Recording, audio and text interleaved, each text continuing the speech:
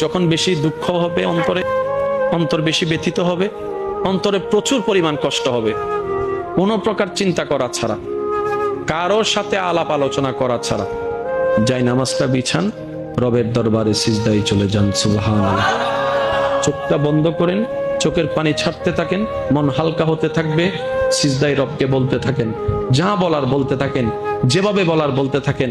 মনে রাখবেন, আপনার সেই মনের বেতার ভাষা হতে পারে আপনার রক্ত বুঝবে না, আপনার ভালোবাসার মানুষ বুঝবে না, আপনার প্রিয় মানুষ বুঝবে না, কিন্তু আপনি যেভাবেই বলেন না কেন, আপনার প্রত্যেকটা শব্দ আপনার রব্বুল আলামিন বুঝবে।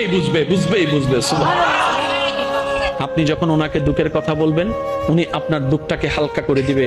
সেই দুঃখের খবর প্রকাশ করে আপনাকে কখনো বেইজ্জত করবে না। আর আপনি যখন সুখের খবর পেয়ে রবের দরবারে সিজদায় চলে যাবেন, তখন আল্লাহ তাআলা খুশি হয়ে আপনার সুখটাকে আরো বাড়ায় দিবে। লা ইন শাকারতুম লা আযীদান্নাকুম আয়াতের উপর আমল হয়ে যাবে। আপনি শুকরিয়া করতে থাকবেন, সুখটাকে বাড়তে থাকবেন, সুখের কথা বলতে থাকবেন, রব্বুল আলামিন দেখে দেখে আপনার সুখও বাড়ায় দিবে, শান্তিও বাড়ায় দিবে। বলেন না সুবহানাল্লাহ।